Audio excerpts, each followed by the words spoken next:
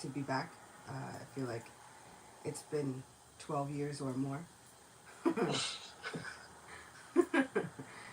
And uh, while dealing with illnesses is never fun, it's like a sinus infection, whole thing. I do feel like it reminded me of what was ultimately important, and I feel that I was constantly thinking like, but what, when do I get to share with all my friends all of the amazing things that are happening? When do I get to share all the good tidings? Which for me, these lectures are such a blessing because I get to say, look what wonderful thing Krishna has done.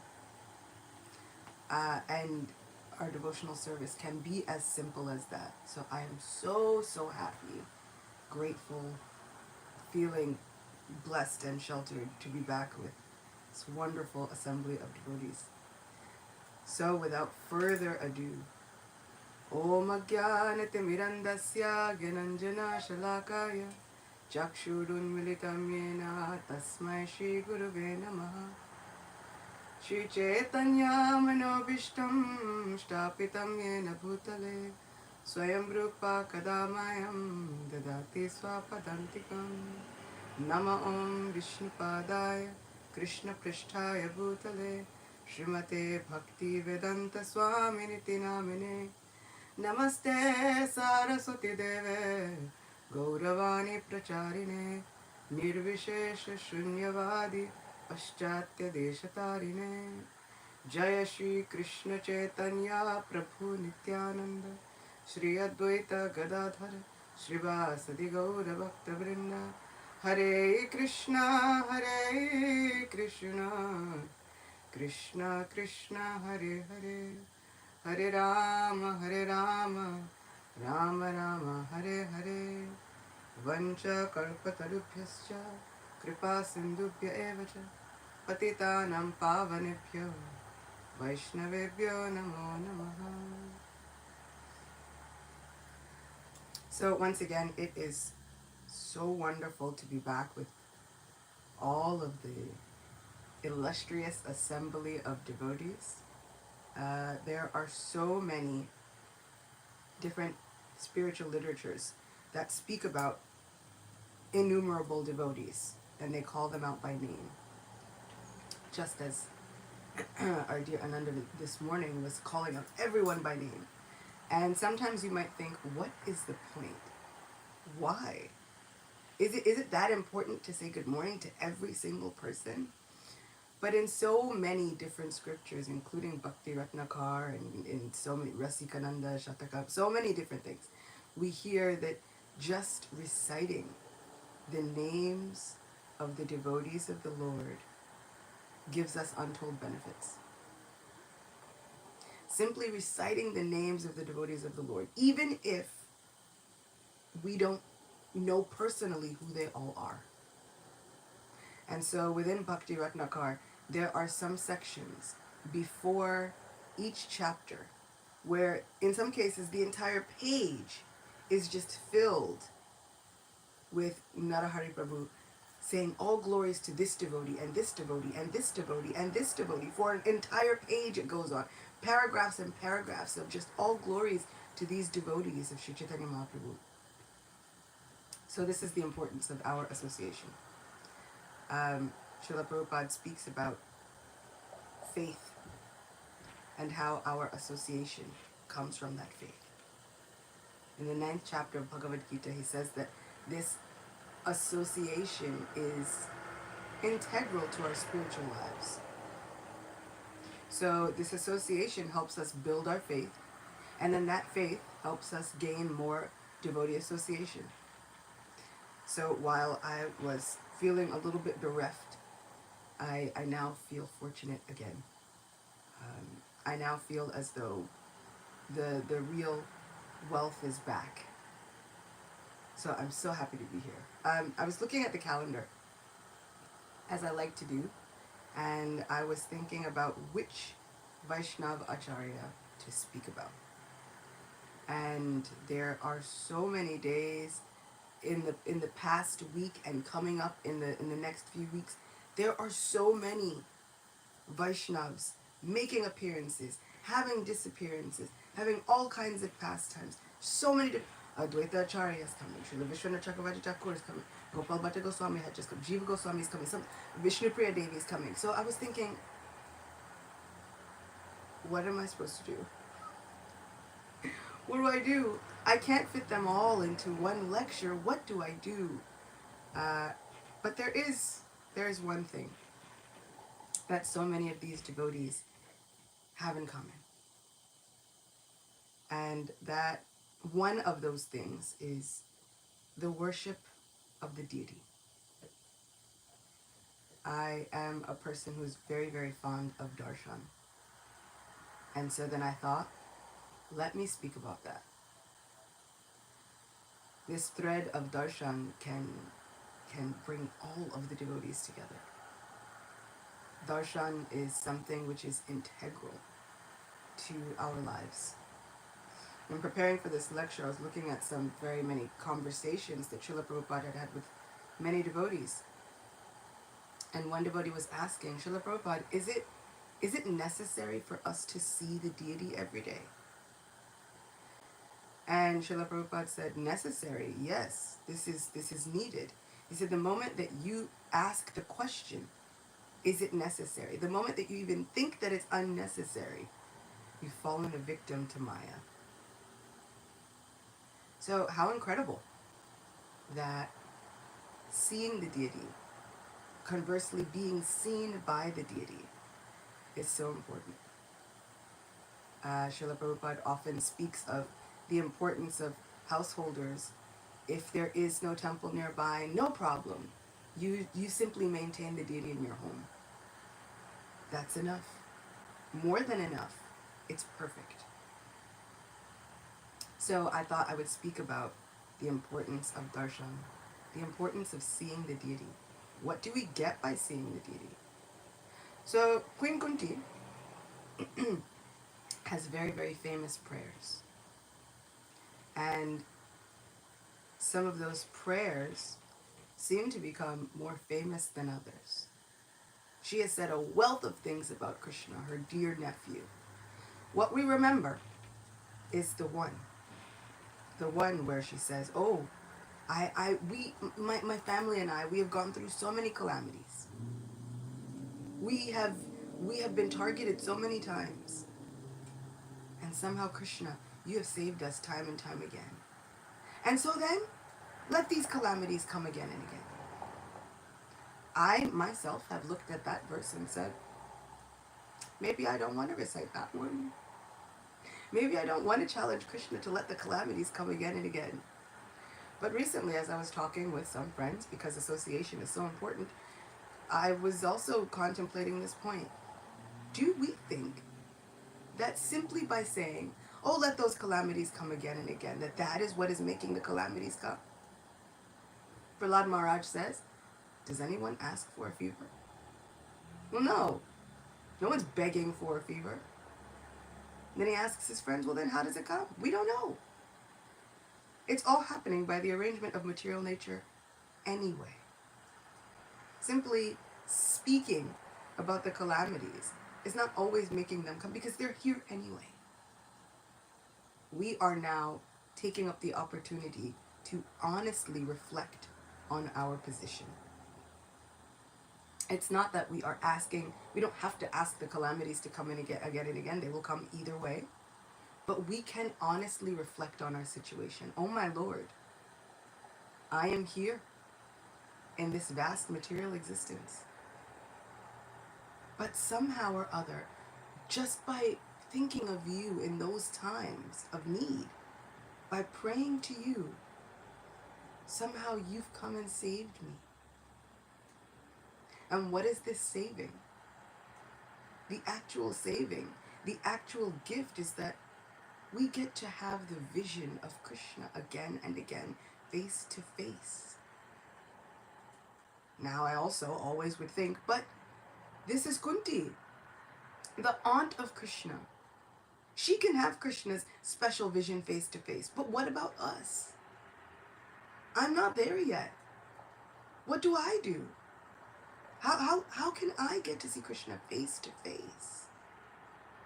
Srila Prabhupada speaks about when we read Bhagavatam, when we dive into the pages of Bhagavad Gita, when we hear the pastimes of Krishna, somehow or other, if our hearts are ready, we will not see those as words on a page. We will not just hear them as words that someone is speaking to us, but we will see Krishna face to face. But what if we're not there yet either?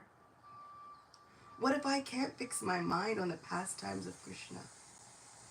Well, within the teachings of Queen Kunti, with these prayers that Queen Kunti has said, Srila Prabhupada has given us a very easy formula. Before speaking Srimad Bhagavatam, Shukadeva Goswami offers his obeisances to Krishna with this verse. He says, I offer my obeisances unto him, for simply hearing of him is Subhadra, auspicious. The entire Bhagavatam is glorification of Krishna, and this glorification by Sukadeva Goswami. He says that one can be perfectly purified if one either glorifies Krishna, meditates upon him, or simply sits before the deity of Krishna and sees him thinking, how nicely dressed is Krishna, how nicely dressed is Radharani. If one has no ability to chant, or if one's mind is so disturbed that one cannot fix it upon Krishna, one is given this chance. Here is the deity. Simply see him. If one is engaged in the service of the deity, there is a good chance of always seeing him 24 hours a day, while cleansing the floor of the temple, while dressing the deity, while bathing the deity, or while offering him food, one always sees him. This is the process of devotional service. But people are such fallen rascals that they do not even go to see the deity. They think, oh, what is this deity worship? It is idol worship. They may worship the statue of Gandhi or someone else, but when asked to come see the worship of the deity, they will say no. This is idol worship. Srila Prabhupada has made the process so easy. And not just Srila Prabhupada, but Krishna. Our entire Guru Varga, our entire Parampara. Everyone is just trying to make it easy for us to somehow surrender to Krishna. Any way we can. Even if we can't fix our minds on Krishna, no problem. Even if we think, I don't even know who this Krishna is, how can I fix my mind on him? No problem. Fine. Krishna says, I will take my appearance as a deity. Are we taking the opportunity to grab hold of those rare moments when we get to see Krishna face to face? In Goloka Vrindavan, it is stated that there are not really very many deities of Radha Krishna. Whenever they need to dress Radha Krishna, or feed Radha Krishna, or perform an arti ceremony to Radha Krishna, they simply ask Radha Krishna, please sit very still. Let me dress you. And then Radha Krishna sit very still, almost unmoving. And then their friends and associates will sometimes chastise them if they move too much. They say, just sit very still. And so they say that Radha Krishna sit very still, almost like deities. And they are adorned and decorated by their friends. This is what we have. Srila Prabhupada has often described deities as like you go to a mailbox when you want to send a letter. We have all of the emotions within our hearts. And we should be gathering up all of those emotions, all of the thoughts, all of the prayers within our hearts, and we take it to the deity. We address those prayers to a specific deity, as we would address a love letter. And then we pour out our hearts in front of the deity. Whether a deity at home, whether a deity within the temple, whether even a picture. It is stated that whenever and wherever the Lord appears, he is transcendental, fully formed, complete, perfect, ever existing. He is fully potent and present there. Even, it says, if the Lord appears within a dream. So wherever we see the Lord, whether in the deity form, waking or sleeping, hopefully we will grab hold of this rare chance to see Krishna face to face. Something we say we are constantly hankering after. In the third canto of Srimad Bhagavatam, Lord Kapila Dev is speaking to his mother, Devahuti. And Kapila Dev says, "A pure devotee who is attached to the activities of devotional service and who always engages in the service of my lotus feet never desires to become one with me. Such a devotee who is unflinchingly engaged always glorifies my pastimes and activities. Oh, my mother, my devotees always see the smiling face of my form, with eyes like the rising morning sun, which is currently rising outside my window. They like to see my various transcendental forms, which are all benevolent, and they also talk favorably with me. Upon seeing the charming forms of the Lord, smiling and attractive, and hearing his very pleasing words, the pure devotee almost loses all other consciousness. His senses are freed from all other engagements, and he becomes absorbed in devotional service. Thus, in spite of his unwillingness, he attains liberation without separate endeavor." But this section, they like to see my various transcendental forms, which are all benevolent, and they also talk favorably with me. These transcendental forms include the form of the deity. Srila Prabhupada begins to speak within the purport. Archa refers to the form which we can worship in our present condition. Actually, in our present state, it is not possible to see God in a spiritual form because our material eyes and senses cannot conceive of a spiritual form. We cannot even see the spiritual form of the individual soul. When a man dies, we cannot see how the spiritual form leaves the body. That is the defect of our material senses. In order to be seen by our material senses, the Supreme Personality of Godhead accepts a favorable form, which is called Archa Vigraha. This Archa Vigraha, sometimes called the Archa Incarnation, is not different from him. Just as the Supreme Personality of Godhead accepts various incarnation, he takes on forms made out of matter, clay, wood, metal, and jewels. There are many Shastric injunctions which give instructions for carving forms of the Lord. These forms are not material. If God is all-pervading, then he is also in the material elements. There is no doubt about it, but the atheists think otherwise. Although they preach that everything is God, when they go to the temple and see the form of the Lord, they deny that he is God. According to their own theory, everything is God. Then why is the deity not God? The devotee's vision, however, is different. Their vision is smeared with love of God. As soon as they see the Lord in his different forms, the devotees become saturated with love, for they do not find any difference between the Lord and his form in the temple, as do the atheists.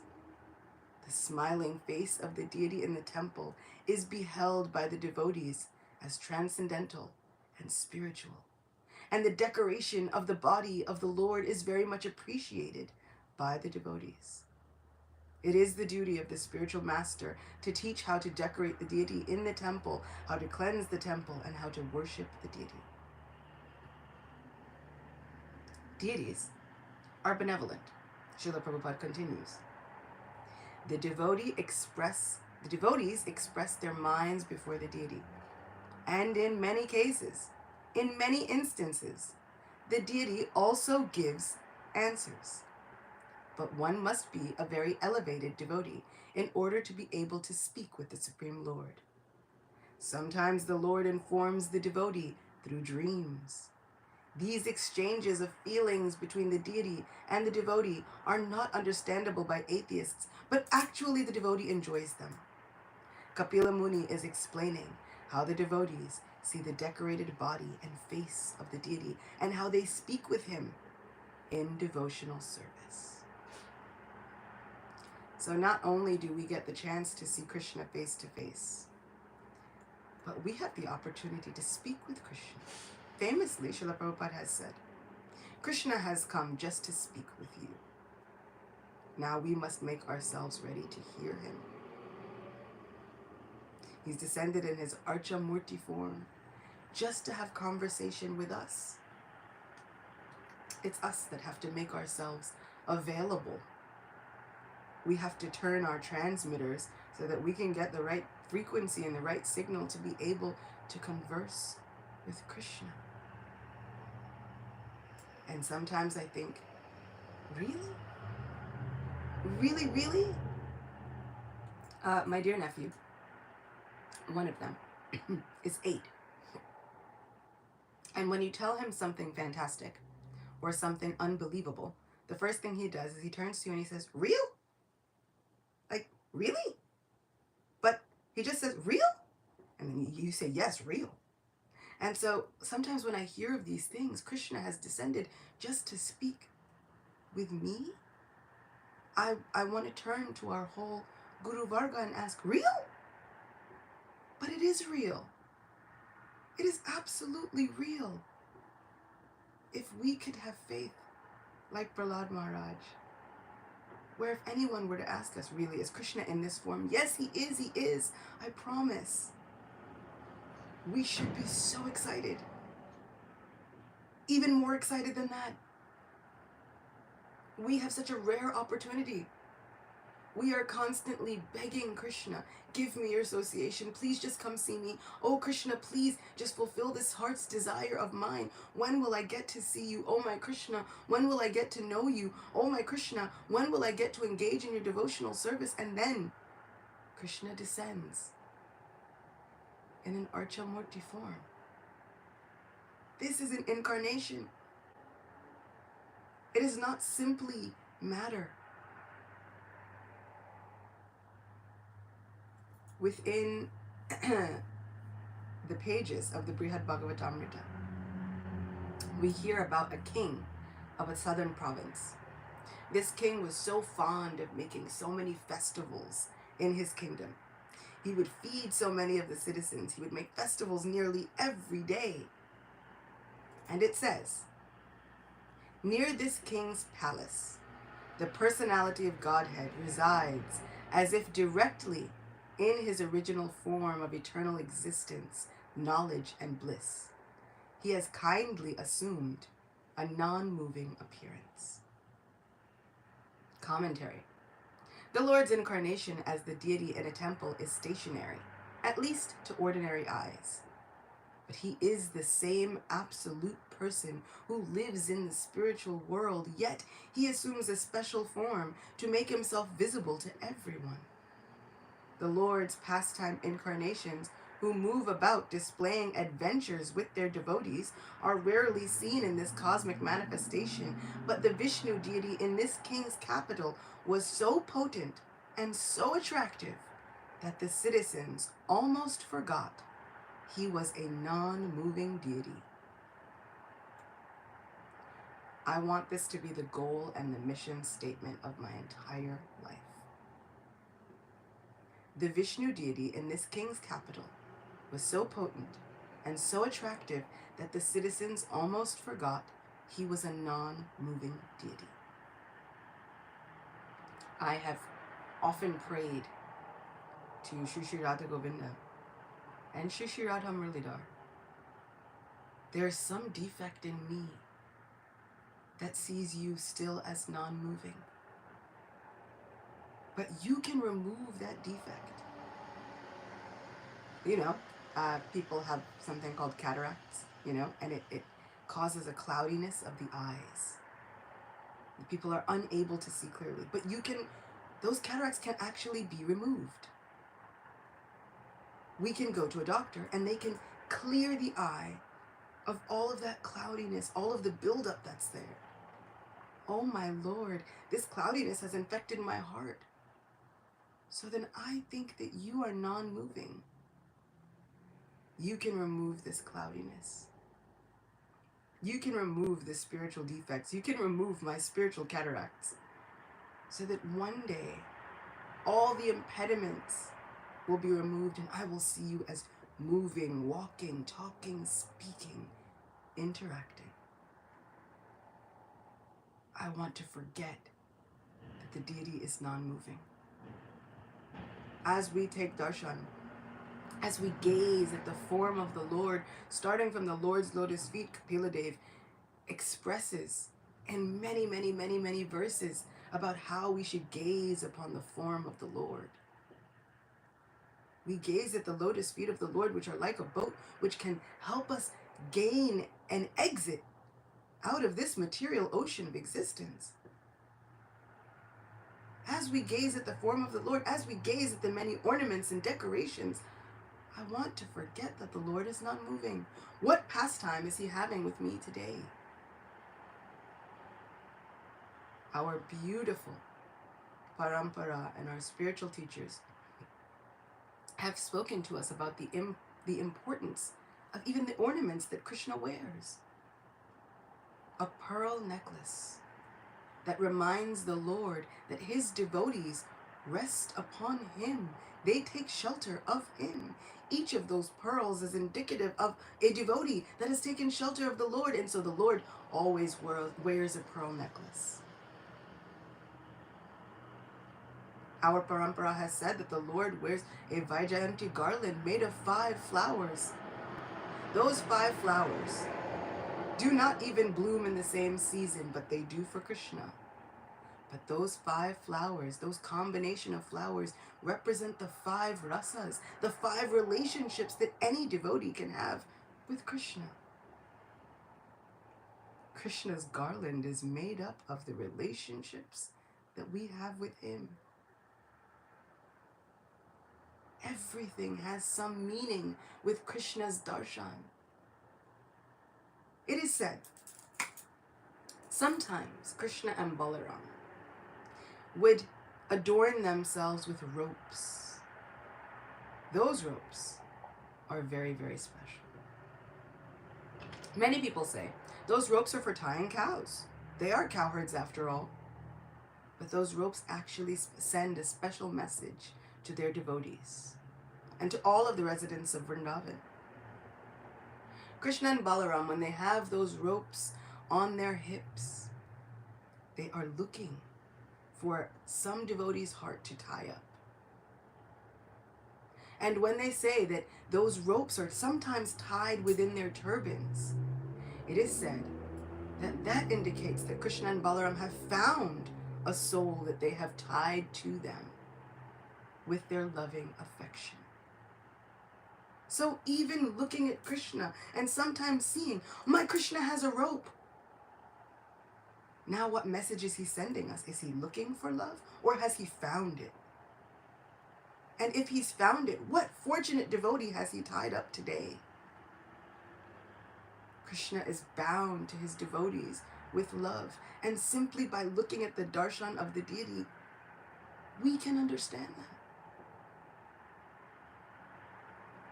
Are we seeing it?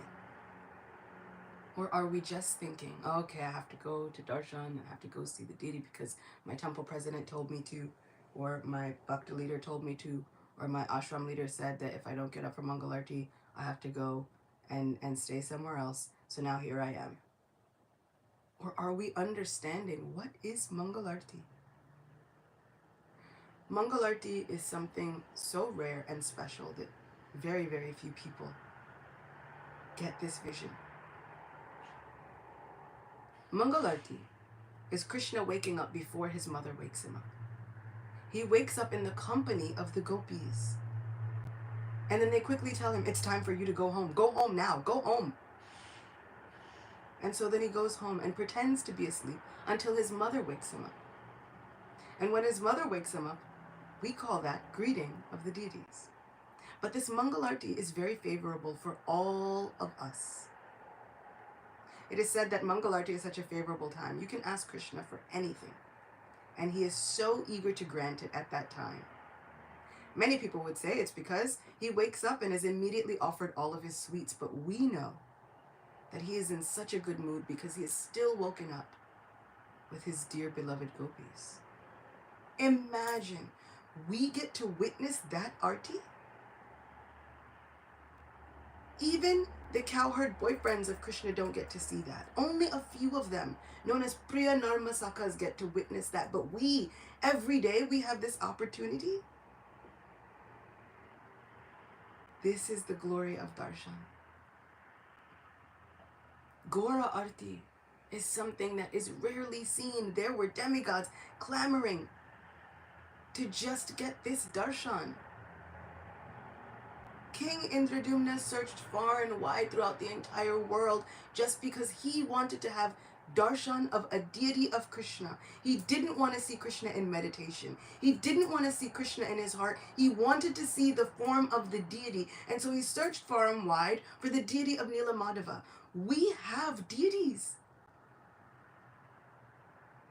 We have them. Krishna is non-different.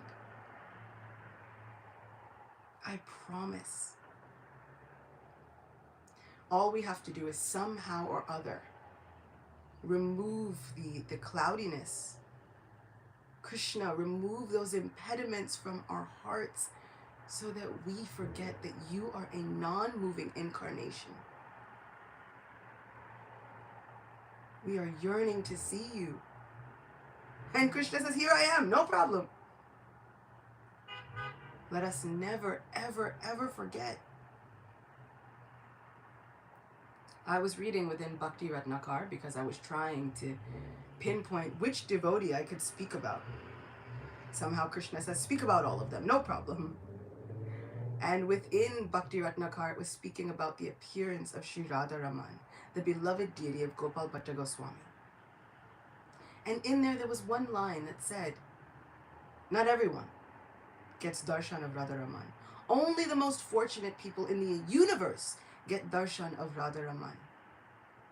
This deity, which is the combined form of Sri Govinda Dev, Sri Gopinath, and Sri Madan Mohan. This was written 500 years ago.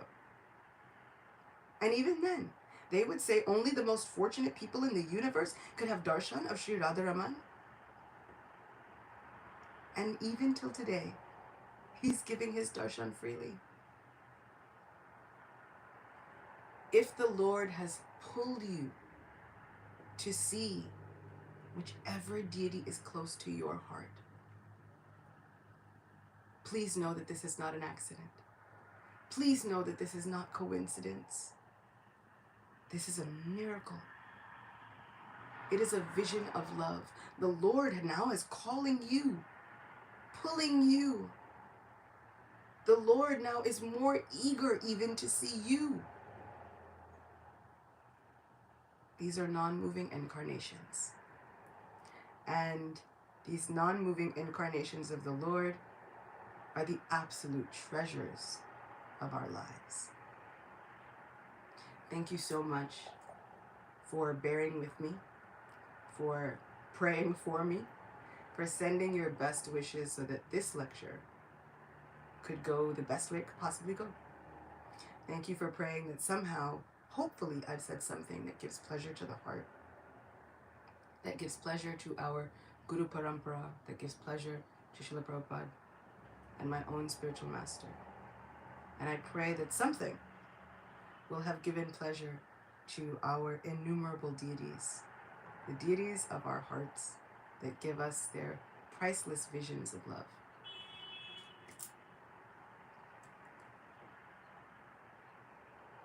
Thank you, Ashwita. Great class. very inspired. I see the devotees are putting in chat their appreciations. I see Bhima Prabhu and Adi Purusha Prabhu, Bini, happiness. And Bhima Prabhu, Adi Purusha Prabhu, everybody. Now is the time. Let the deity see you. So turn your camera on, make a comment, ask a question. Now is the time. Bhakti Devi in the office. Please don't get fired, Bhakti Devi. Another beautiful class at Chitta Gopi. Always wonderful to hear from you. Thank you so much.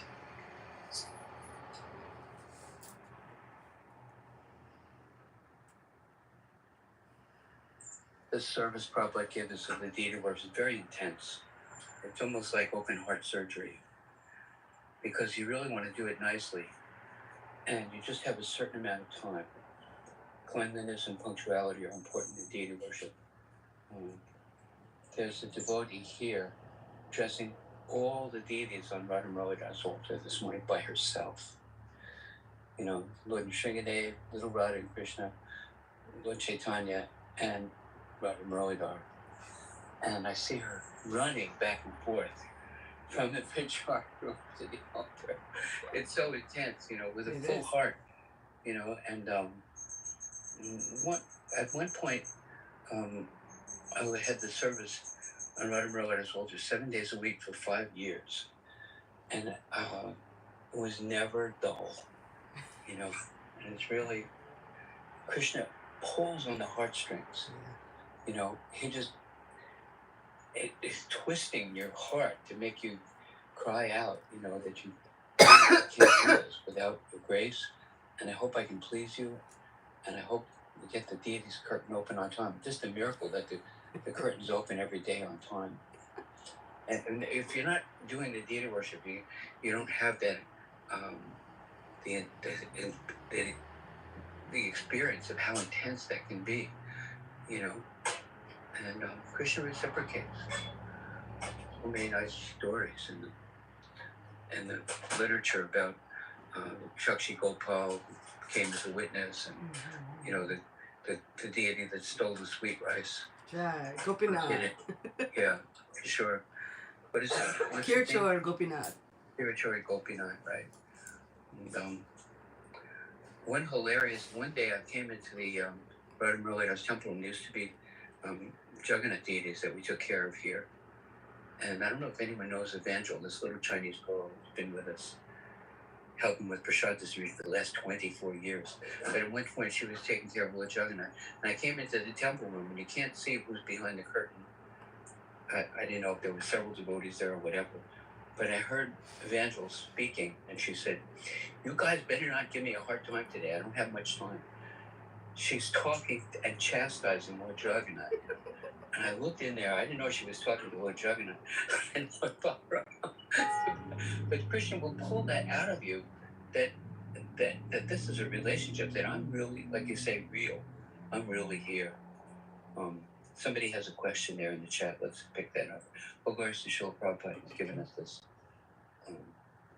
pulling out. And just one more thing about Queen Kunti, when she says, "Let the calamities come again and again," she's not a masochist. She's saying, if that's what it takes for me to have that full focus and intense desire to see you, if that's what it takes, then send calamities, you know. Hopefully we don't have to have, you know, disaster or a crisis to be crying out to Krishna sincerely. Yeah. Okay, what's in the chat there? Let's see. I'm sure other devotees have something to say. Where's Prabhupada? Saradiya Rasa, followed by Bruce Prabhu. Can she unmute? Okay. It's in the chat. I always have a question. You mentioned that a devotee can have a relationship with Krishna in any rasa. Saradiya Rasa is asking about rasa. So is our eternal form predetermined, or do we create it through our desire as we continuously serve with more sincerity? We see that Vishnu Tattva personalities take on different forms or pastimes to experience different rasas with Krishna. Do we, little baby Jiva Tattvas, have this possibility? Saradiya Rasa is asking. Good question. Isn't it?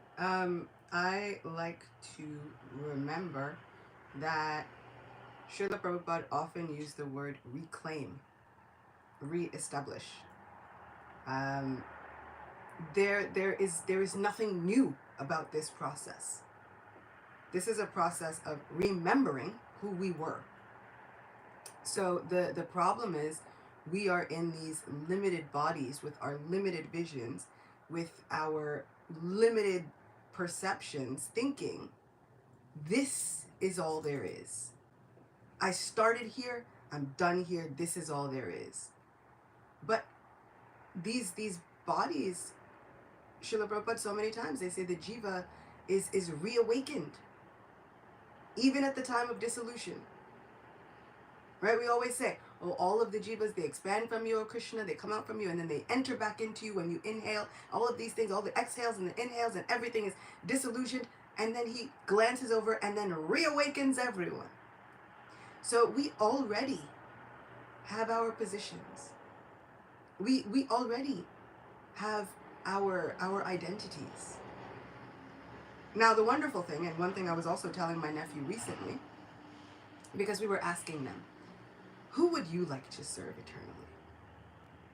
Which pastime would you like to see eternally? So they had different answers. Some Ram, Nrsimha, such and such. I said, the wonderful thing about Krishna consciousness is that the Lord fulfills all desires.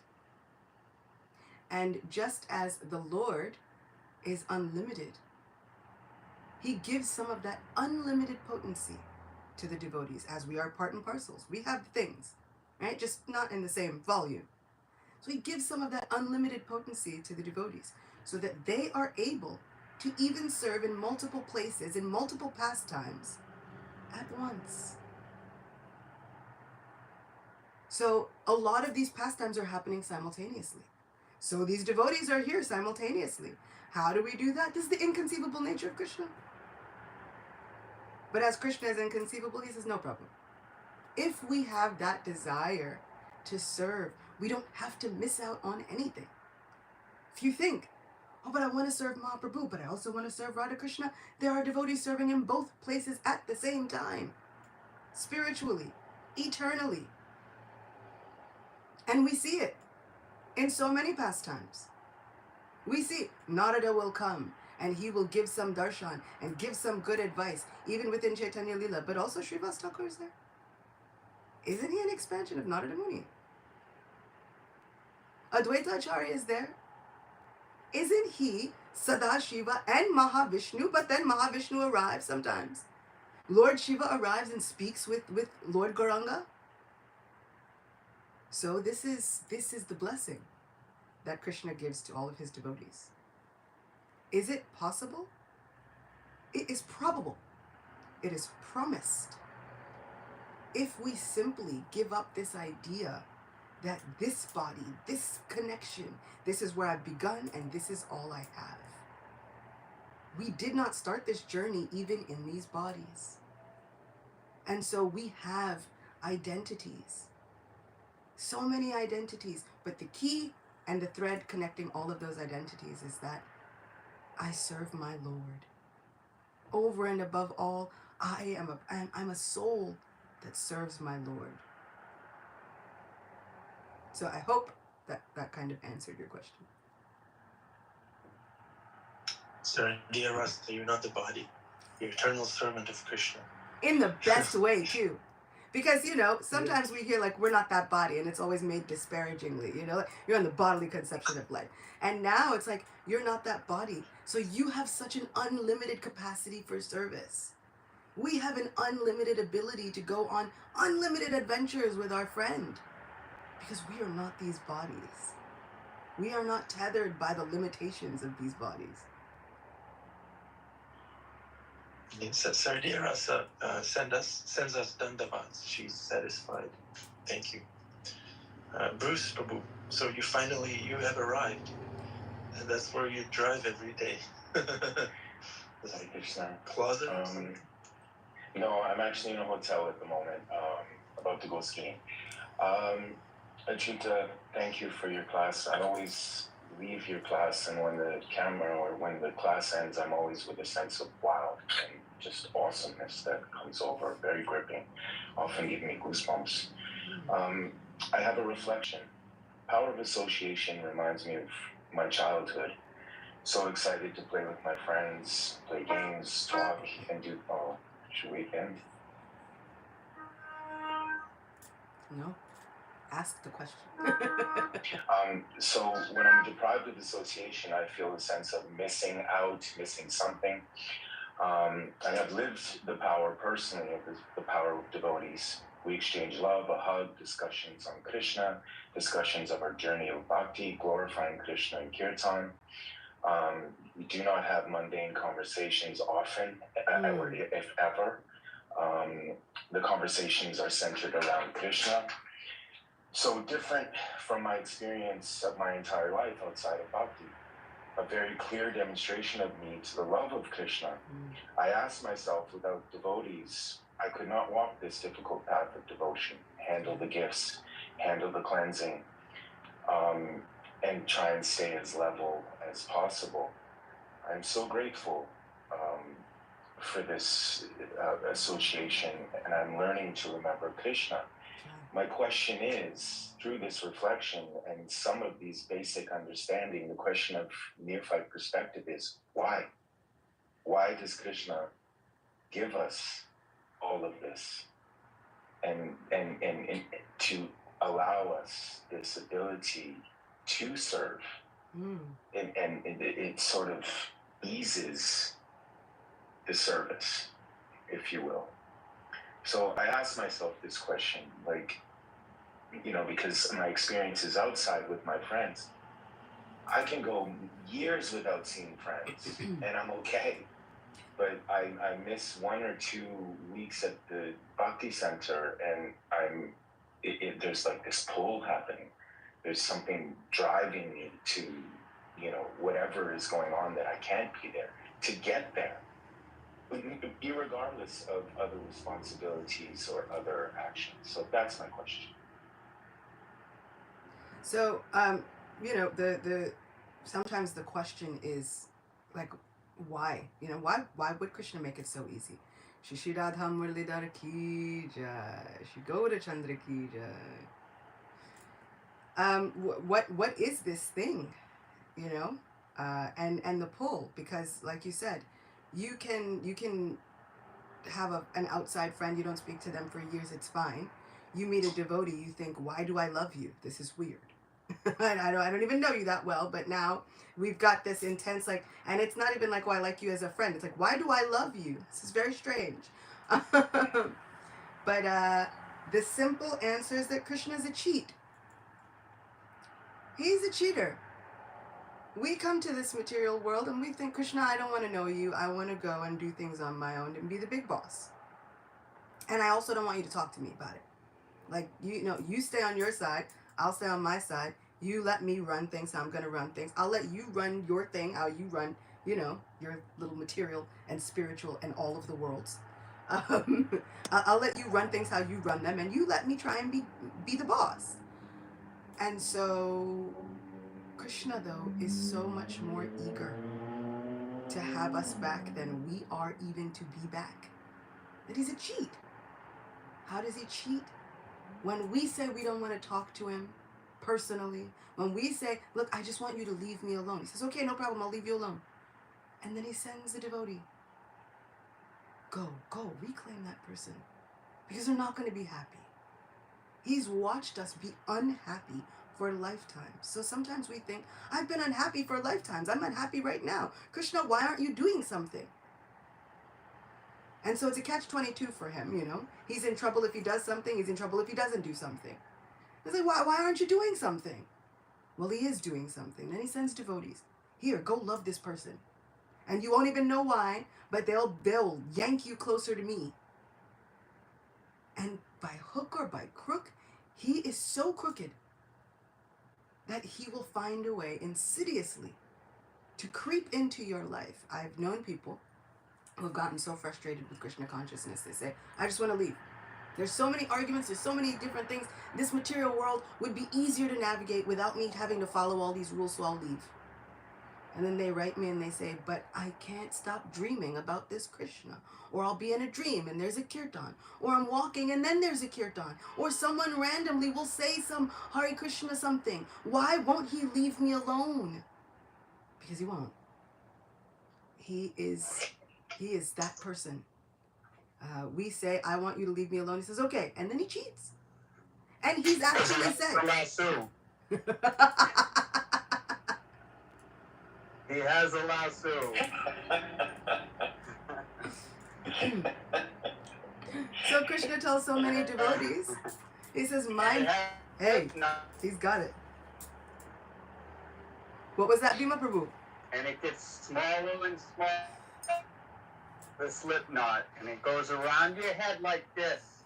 And when you're stubborn,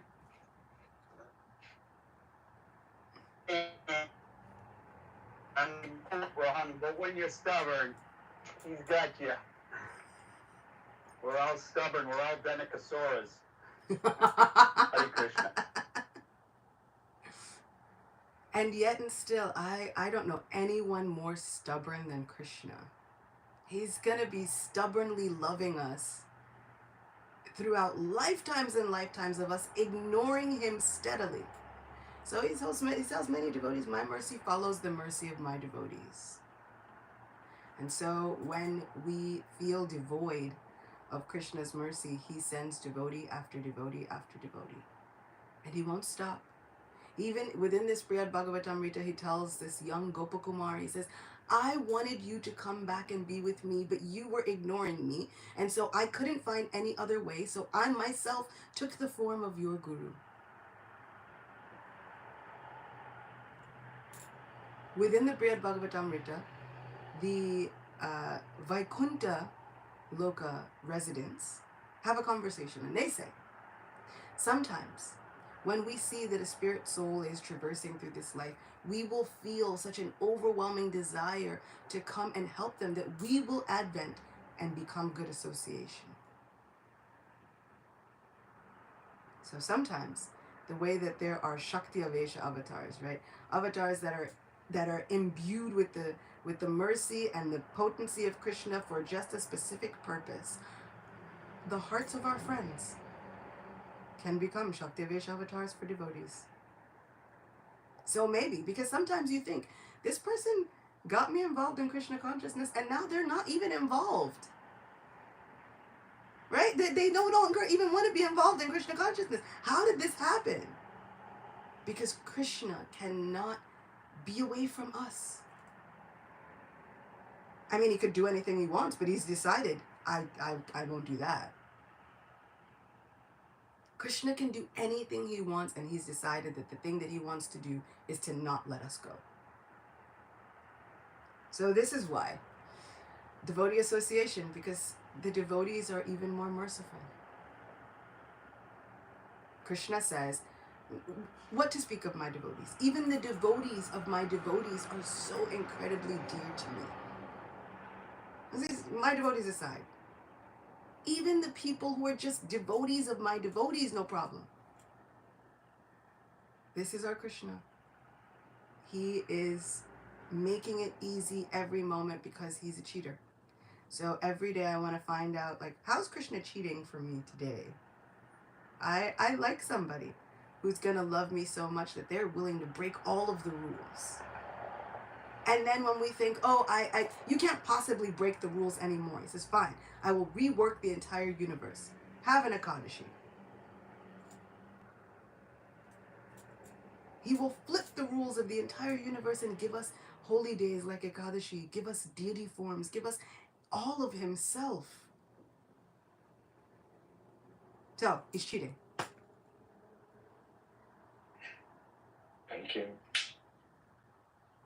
Wow. Wow.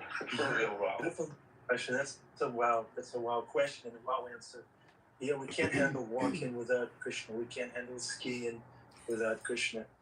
Bhakti Devi can't even work in the office without Krishna.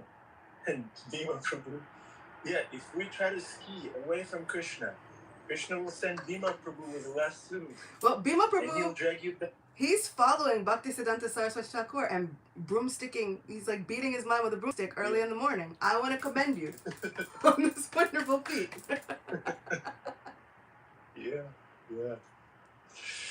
Yeah. Thank you very much. Achyuta Gopi, Ki Jai, Srimad Bhagavatam Ki Jai, Ekadashi Ki Jai. Thank you very much, dear devotees, for your association, for your commitment to this class. It's very inspiring and very nourishing. Thank you so much for being who you are, for your smiles, for your faith. Thank you very much. Hare Krishna. Hari Hari Bol.